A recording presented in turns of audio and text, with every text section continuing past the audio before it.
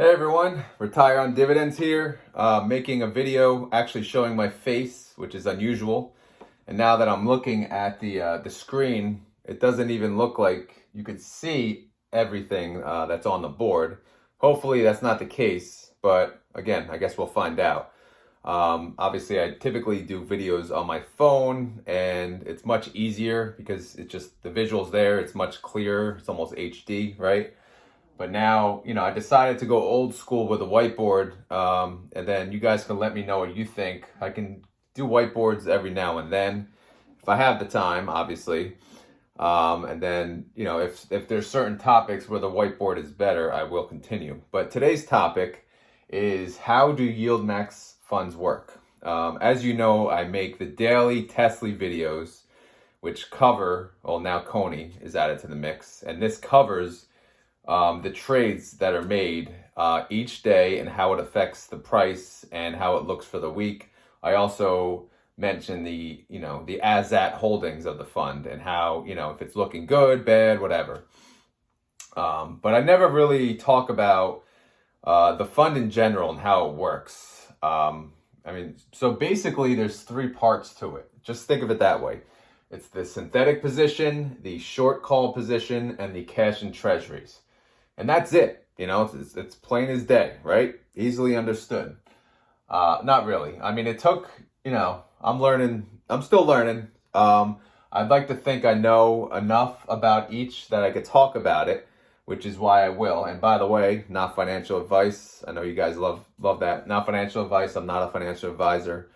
This video is for fun and entertainment. Still do your own research, obviously. Okay.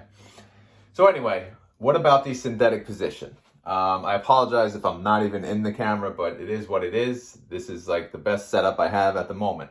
Because I'm doing my video on the phone, as always, and it's leaning on a wine bottle, and I have two dressers piled up, so I wish I could show you that. It makes it even funnier. So to create a synthetic position, you have to buy a call and sell a put. Okay? Pretty simple. So on each YieldMax fund, obviously there's an underlying stock, right? So once that they decide, or it could be an ETF like OARC. So once that's decided, they start with a synthetic position. So, and they typically, start that position. They'll buy a call and sell a put with the same strike and same expiration, and they'll go at the money, which means, at the same price that underlying is at. That's where they will start their synthetic position. In doing so, when they create that position, that means, the price of the ETF will move up with the underlying and down with the underlying. So with the buy call, it'll move up in value. That buy call will move up in value as the underlying goes up. But if the underlying goes down below that strike price, the sell put loses value, right? So, because both of these are bullish positions. When you buy a call, you want the stock to go up. When you sell a put, you want the stock to go up. So both of these are bullish positions. And as I mentioned, at the money. So again, I don't know let me explain that one more time, the buy call. So when you buy a call, you're purchasing, you're paying premium, and you're betting that the stock will go up. So once we pay that, that's it. It's done. So if the stock results under the strike price at expiration, we don't lose anything, right? It's an expense up front, and that's it. If the stock price goes above the strike, once this synthetic position expires, then we make money. The sell put, we pay a premium for that, okay? I'm sorry, I apologize. We get a premium for that. Someone pays us a premium on the other side, the buyer. Obviously, when we're the buyer, we're paying, and when we're the seller, they're paying us. Because we're saying, okay, we'll buy the stock at this price by this expiration, okay?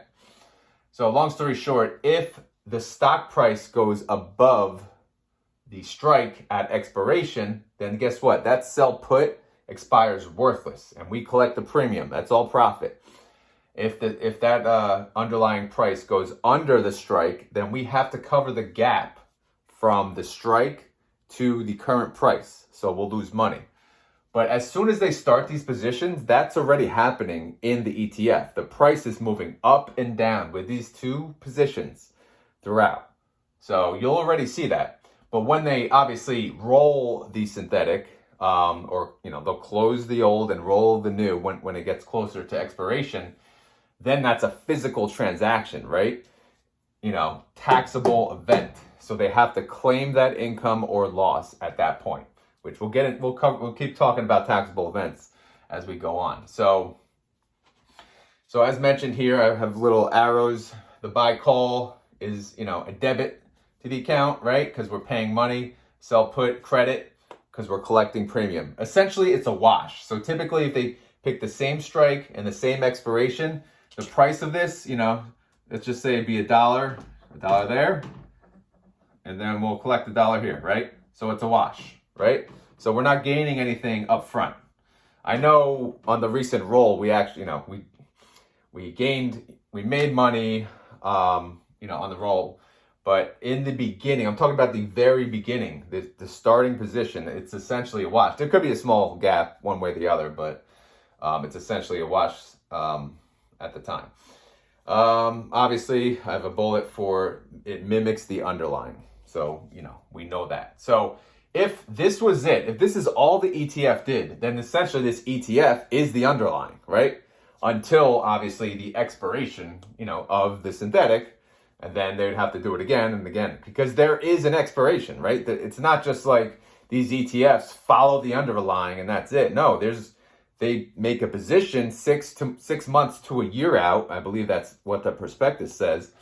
And then, it comes to an end date and they have to do something with it. So they'll make the new position, again, typically at the money at that time, but that results in an income or an outgo, right? So if there's an income, they have to pay us a portion of that, 90% or 90 to 100% of that. If there's a loss, okay, they're gonna, we're not gonna get any payment, or they're gonna net it against future payments, okay? Hopefully that made sense. Moving on to the short call position. This is probably the most complicated part. Yes, more complicated than synthetic because there's so much, if you guys watch my daily videos, it's insanity. There's a lot of activity. It never ends. But anyway, let's get to it. So the long story short, every time they create a synthetic position, so let's say they created the synthetic position for 100 contracts. Guess what? They can now sell 100 contracts, short calls for the 100 contracts. So they can't do that if there's no position, right? The synthetic essentially is the position. So they'll, again, sell calls once they create those synthetics. Obviously, it produces income. When you sell a call, typically they do, by the way, they sell calls 1 week to a month out. I know it says to a month, but it's really weekly. They sell weekly. Sometimes it goes like a week and a couple days if they decide early. Like last week, they sold a call. So it maybe had 6 to 7 trading days in it, right? But typically at Friday, on the Friday, they roll their positions, so it's always a week. But yeah, we get a premium. Every time they sell that call, they get a premium, okay? We collect income. But what does that do? It limits, this is key, limits upside, limits upside, limits upside. Why did Tesla go up 10% and Tesla went up 3%? Because of this call. This call here. This call is the problem, right? It's not a problem though, because it's making you income. So if we want income, there's got to be, it's not it's not where there's a risk, right? Risk versus reward. We're getting a reward with the income. The risk is limiting the upside. So we trust these traders. We pay them 0.99% expense ratio because they know what they're doing, right? We hope they do. Because they sell calls weekly and they pick a price and they hope Tesla does not go, not Tesla, but the underlying, I'm sorry, I always talk about Tesla, but whatever that underlying is, they hope it does not go above that price. If it does, then they cover the gap. But if it doesn't, they win. It's a win, right? Keep in mind, selling calls is a bearish play. Okay? So if the price, actually I'll cover it down here in a second, but long story short, they typically sell calls out of the money, which means above the strike price. But so you do not want that underlying to go above that strike, okay? Hence making it a bearish position. Bear means, you want it to go down. Bullish means you want it to go up. So I did an example here. I wrote this out the other day. Hopefully I remember what I'm doing here. So let's just do, clear-cut example. The underlying, whatever that is priced at 100. They do a call strike for 105. That's 5% out of the money, because the prospectus says 5 to 15% out of the money, soon to be 0 to 15% out of the money. But let's hope you get 5% out of the money. We'll collect the premium, okay, $1 per share, which that's high, I know, but it's simplicity here, okay? Expiration date 1 week out, whenever that is. Okay, so there's a couple scenarios that could happen, right? So again, the underlying is 100, the call strike is 105, we collected the premium, okay? It expires in 1 week. Scenario 1, the underlying stays at $100, okay? So no movement to the underlying. It went up and down, up and down. Long story short, it ended at the same price. So what happens? Nothing. We can essentially let that call expire worthless, which means we still collect all the premium. We always collect the premium, we get that up front. But expiring worthless means the transaction closes on its own. And guess what? We can reuse those synthetic positions for next week. So typically what they do is they don't let it expire worthless. What they do is they roll it, they close it, they pay like pennies on the dollar, right? And they roll it. That's in order to already get premium for the following week. Sometimes maybe the price, for that premium versus Monday morning is better. Plus, they want it to, to be active through the weekend. But it's not often, I don't think I've ever seen, honestly, one expire worthless. I'm sure it's happened. They have tons and tons of ETFs. So yeah, in this example, if the underlying stays at the same price, it expires worthless. That's 100% win. Okay? So scenario 2, the underlying goes to 105. Okay? That's honestly best case scenario. Right here, best case. Why is that best case scenario? Well, for one, they're going to let this ride until Friday, until the very end. And guess what they're going to pay to close that on the roll? They're going to pay like pennies. Like I said, pennies on the dollar. And they're going to roll this up, right? They're going to close this out, and they're going to roll the strike price up into next week because they're already at the 105. They want to go up another 5%, right? So they're going to roll that up. But guess what will happen? This is why we have the star.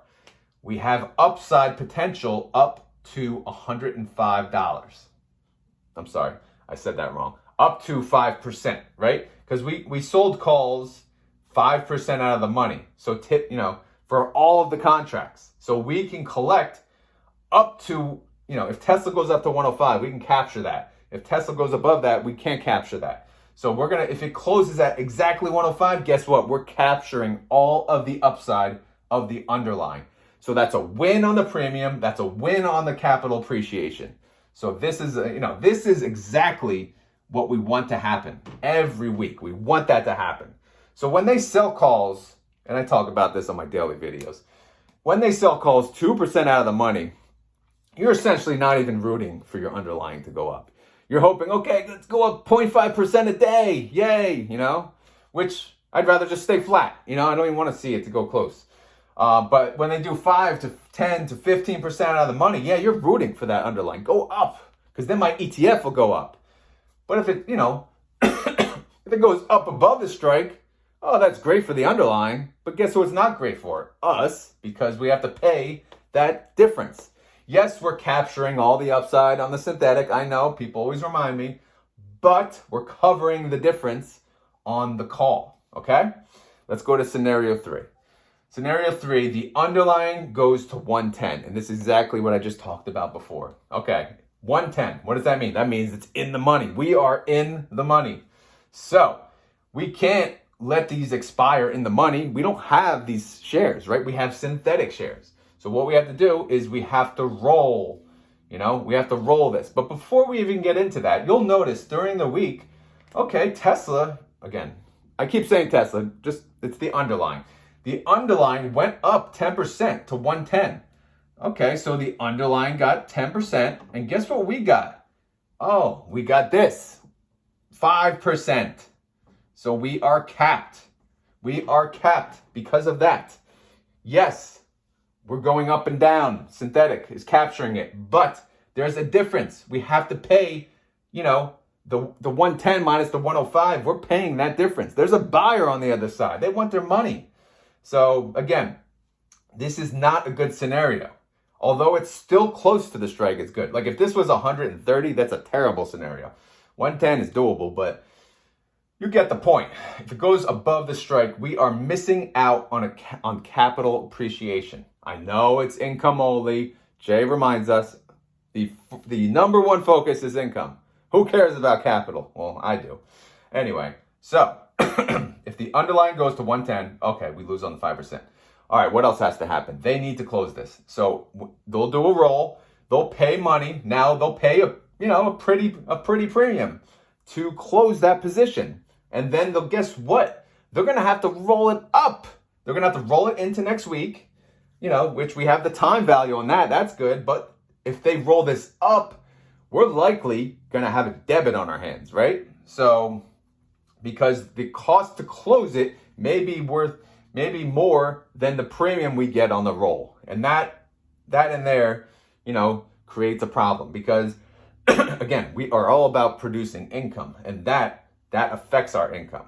Plus, if we only roll it up $5 and the same thing happens next week, we're still losing money over and over and over. Eventually, the stock will flatten out and we'll be okay. But while these gains happen, we want to capture them. I do.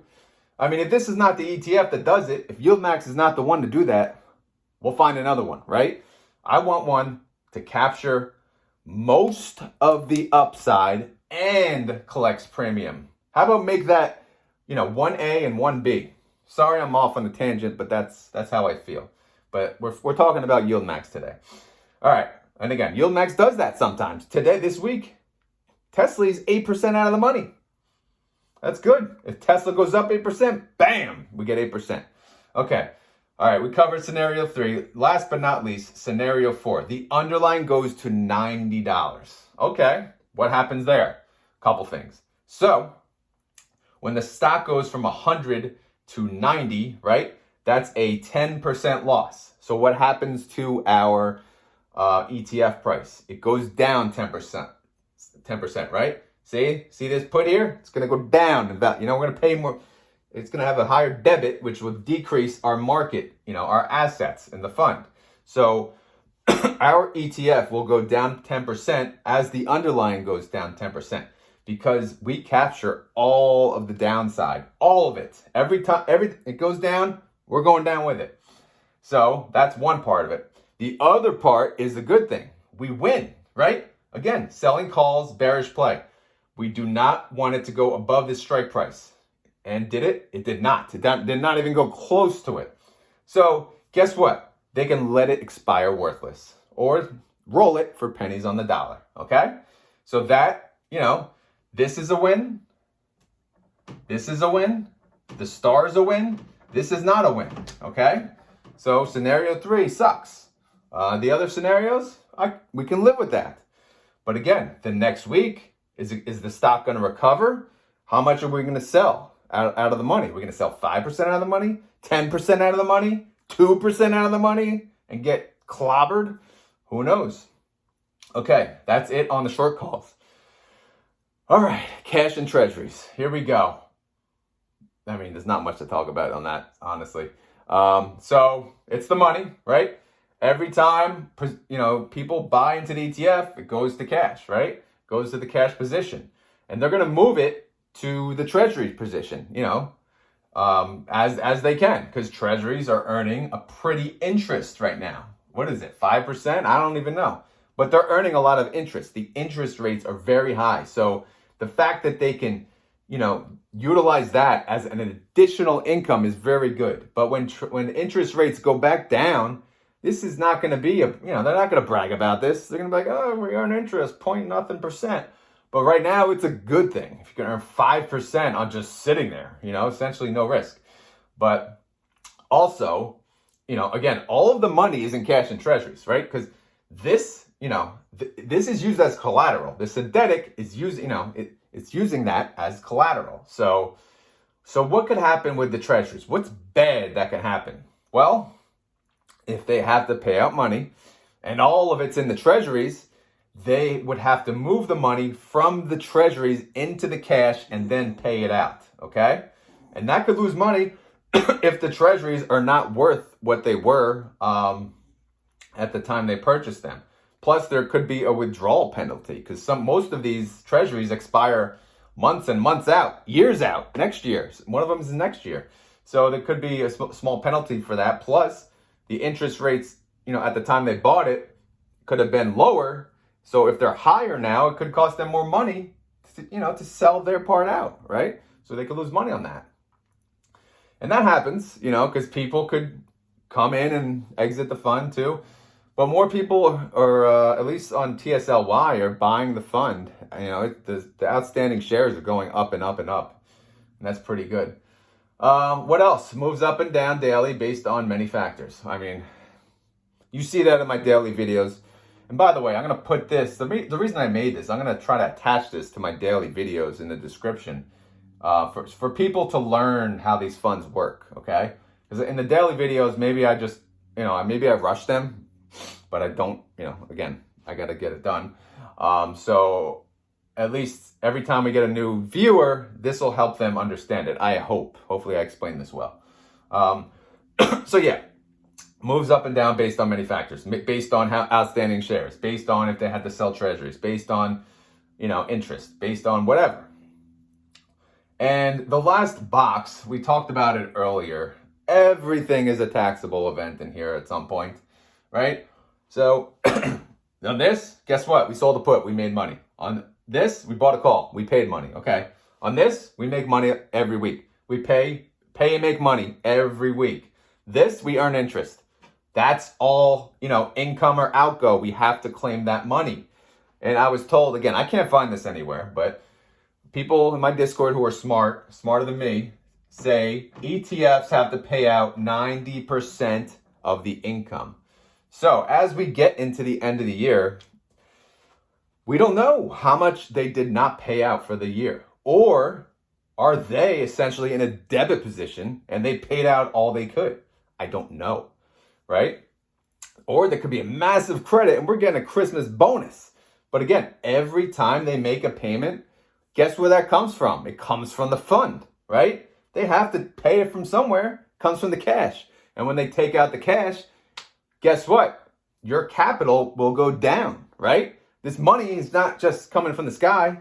And that being said, let's just cover NAV erosion while we're at it. So what is NAV erosion? I mean, realistically, what I read, it's when they pay from capital. If they're paying you out of your own capital, okay, they're eroding your own NAV. But in these examples, if everything works out, guess what? They're selling calls and they're making premium and they're paying you 90 to 100% of that premium. So essentially, it's a wash. If not, the 10% should bring the fund up, But, it doesn't always work like that. You can see, like, on the launch on some of these funds, like, a lot of the underlyings tanked, which is not good. Tesla did. It was at the high. They started Tesla. Boom! So everyone's like, oh, NAV erosion on Tesla. Not really. It's because of the synthetic. The synthetic mimics the underlying. The underlying went down. We went down with it. We're not going to recover the capital as fast as Tesla because we are limiting our upside with the calls. Sure, if we want to have limit no upside, then we won't sell calls. But guess what? You won't get income. You'll get the treasury income, which is nothing. But they have to sell calls to produce income. So again, I joke, but we fault them, for making mistakes, but they are right. These fund managers, they are really good. They are right a lot of the time. And I know, I'm just the guy on a computer. I could say all I want. These guys are smart. Trust me. I've been bashing them week after week, and guess what? They're right. They're right. It just so happens the other week, the 217.50, I bashed them again, and I was right. So, and that doesn't happen often. So, yeah, I got to give props to them. But, you know, props to me for that 1 week, right? I told them 5%, at least 10%, you know. In the end, that week, actually, I think we ended at 4 or 5%. So 5% would have covered it. But yeah, that was a tough week. Anyway, so this is how all the YieldMax funds work. And there's there's plenty of them. Tesla, Coney, AMD, DSO, Zomo, AMD. I don't know. There's a ton. There's a ton. And I go over them all the time in my videos. So, anyway, that's all I got. I hope you guys found this helpful. If you did not, let me know. Let me know how I can better explain it. Let me know if you'd prefer I do it on the phone, like via Excel. I could do that too. Again, I just wanted to bring the whiteboard back because I've been, you know, I've been getting a lot of subscribers since I did the last whiteboard. I think the last whiteboard I had 500 subscribers. Now I'm almost at 5,000.